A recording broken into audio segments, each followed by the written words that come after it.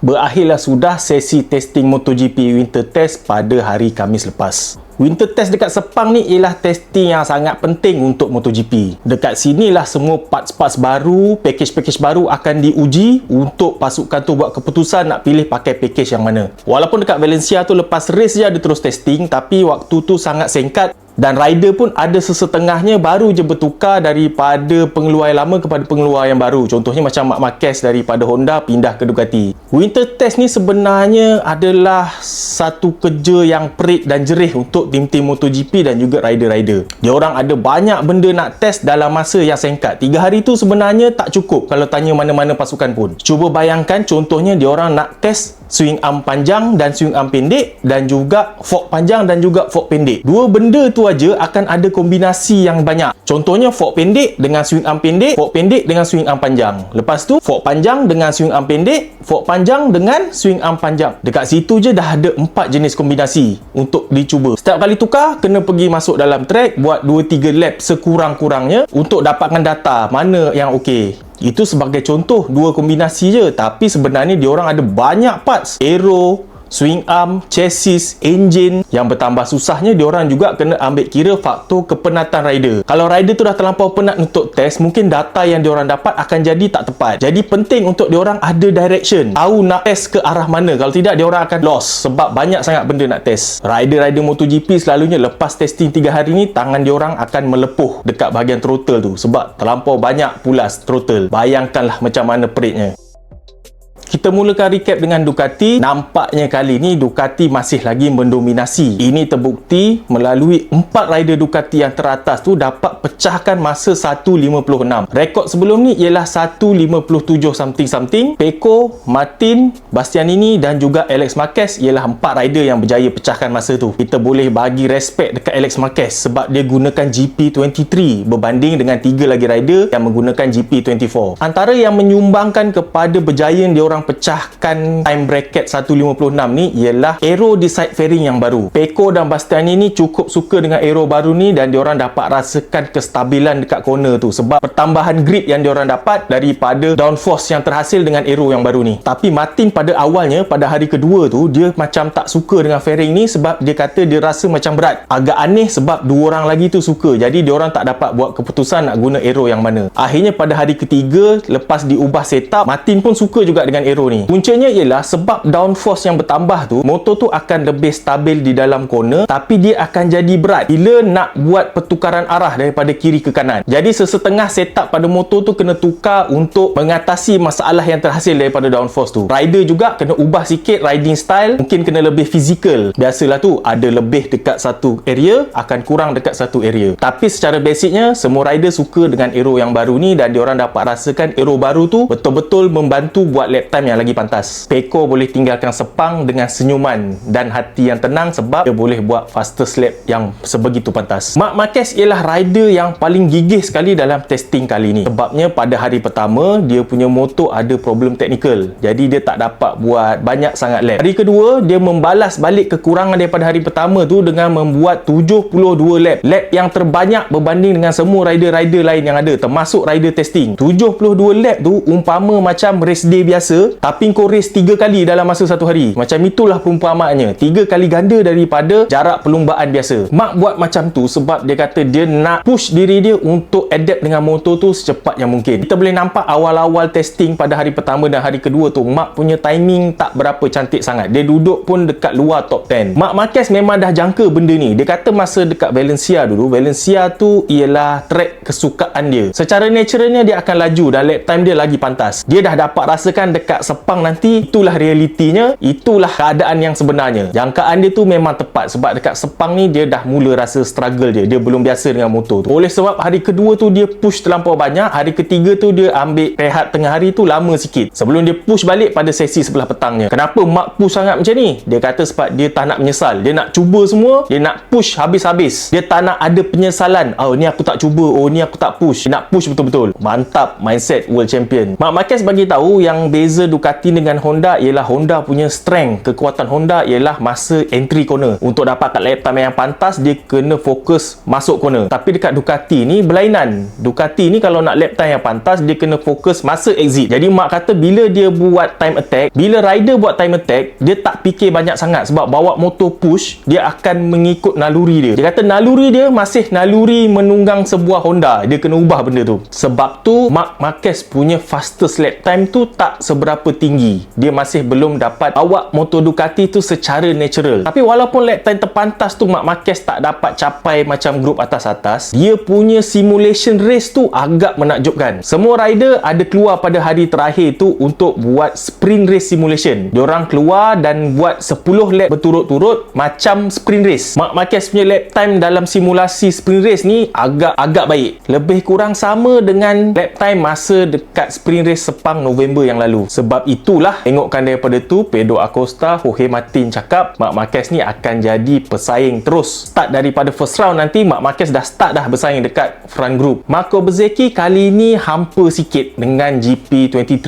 yang dia test dekat Sepang ni. Dia kata motor ni tak sama macam GP22 tu. Dia tak serasi. Dia punya front end tu dia tak percaya. Dia tak ada trust dekat front end tu. Dia juga ada masalah untuk sampaikan seluruh kuasa yang dihasilkan oleh GP23 tu dekat tayar belakang. Jadi dia ada masalah untuk keluar corner juga. Dia tambah lagi dia punya team macam lost sikit. Sebab banyak sangat benda test tu, test ni. Diorang macam lost. Tak ada direction. Test ini tak jadi, test itu tak jadi. Sama macam aku cerita tadi kan. Kadang-kadang diorang test combination ni tak ngam. Jadi tak tahu macam mana, pening sangat sampai diorang buat keputusan untuk defaultkan balik semua. Resetkan balik semua, lepas tu test balik sikit-sikit. Tapi 3 hari ialah masa yang sangat pendek. Jadi diorang punya testing tu boleh dikatakan kali ni tak membuahkan banyak hasil yang positif. Marco Bezzecchi ialah rider Ducati yang terakhir sekali dari segi lap time. DJ Antonio pula pada satu sisi yang lain, bila dia buat simulasi sprint race 10 lap tu, dia adalah average yang paling pantas sekali antara semua rider. Jangan main-main. Rider dengan GP23 yang paling pantas sekali.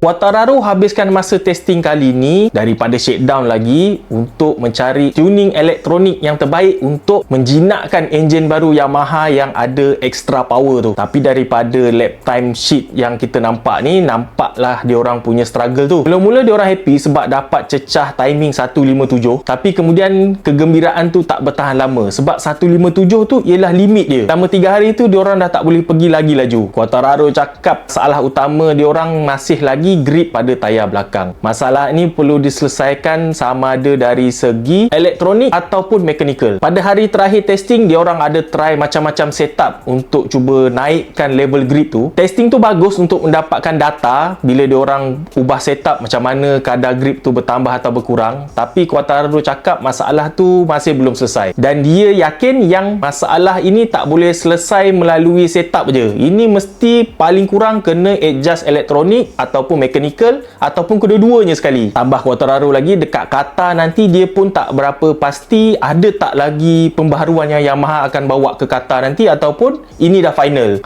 Rider sendiri pun tak diinfo. Patutlah kita ni lagi susah nak dapat info Yamaha buat apa sebenarnya. Alex Rins lebih struggle daripada Quartararo dan dia kena break lebih awal 5 meter ke 7 meter daripada Quartararo break. Sebabnya dia masih nak adapt dengan motor ni daripada Honda dulu.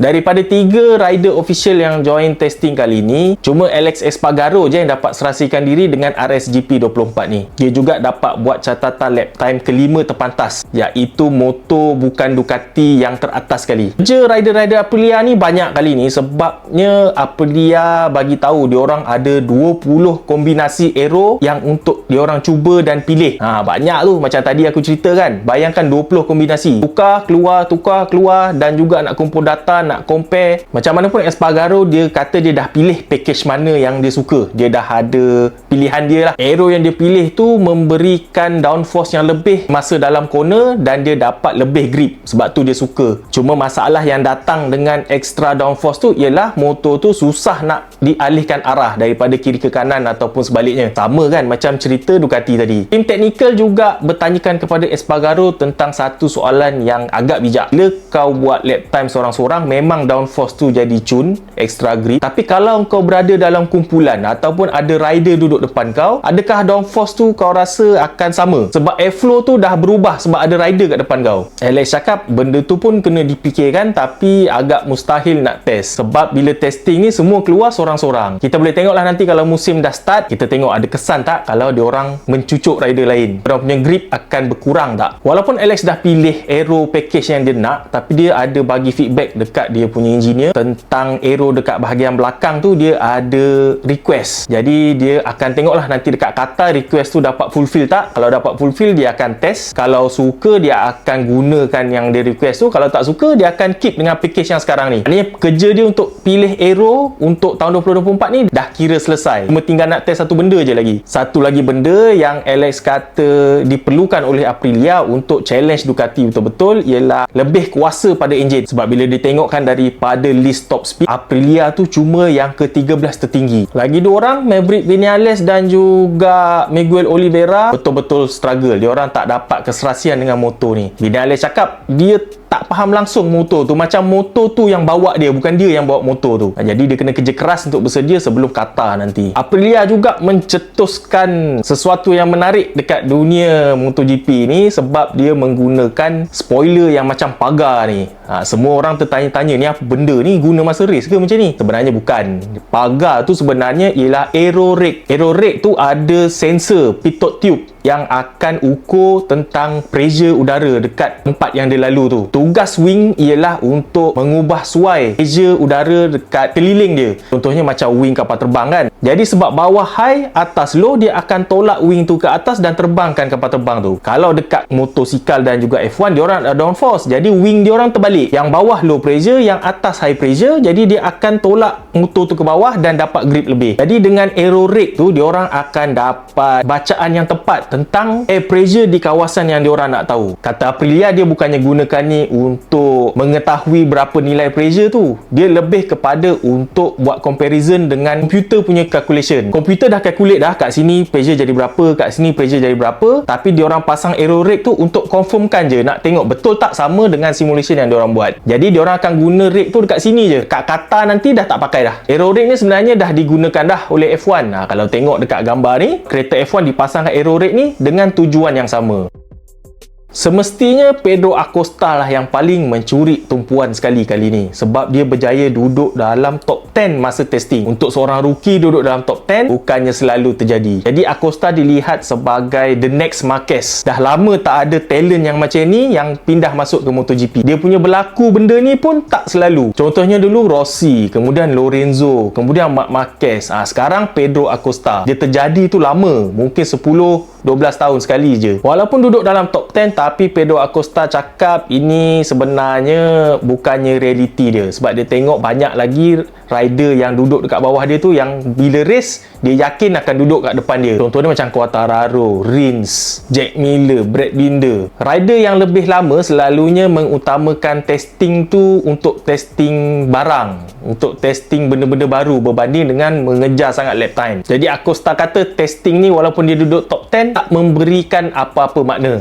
Dia tetap kena berusaha untuk kompetitif dengan grup-grup depan nanti. Jack Miller cakap dengan package baru ni dia suka. Semua benda dia suka. Engine, aero dan sebagainya dia suka. Mestinya tahun ni dia semakin pressure sebab kehadiran Acosta. Budak baru datang, tiba-tiba kalau boleh tapau kau, mesti malu kan. Brad Binder pula cakap dia orang test banyak sangat benda dan tak cukup masa. Paling kurang kena ada 2 hari lagi baru diorang boleh testing semua benda dengan selesa. Tujuan utama sudah semestinya nak fight dengan Ducati dan diorang perlukan lebih kurang 0.2 ke 0.3 saat lagi kalau dilihat berdasarkan lap time untuk duduk sama level dengan Ducati.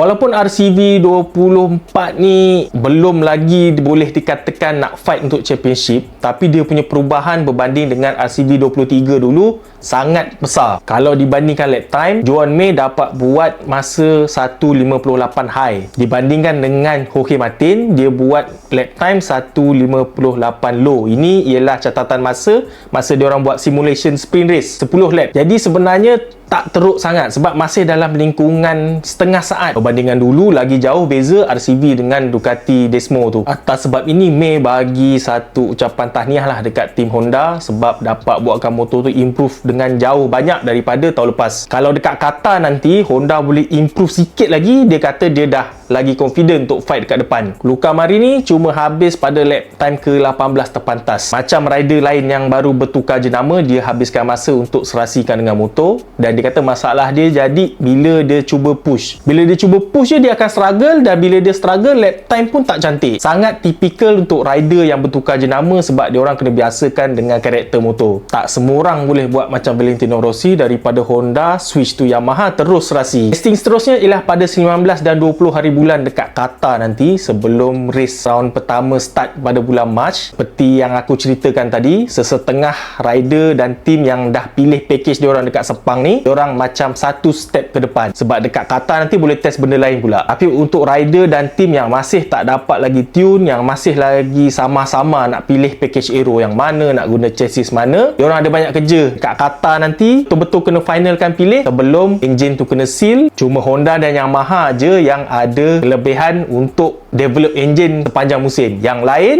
engine yang dipilih itulah akan digunakan sepanjang musim. Kita jumpa lagi next video pasal World Superbike. Diorang ada satu lagi testing dekat Phillip Island sebelum race to start nanti.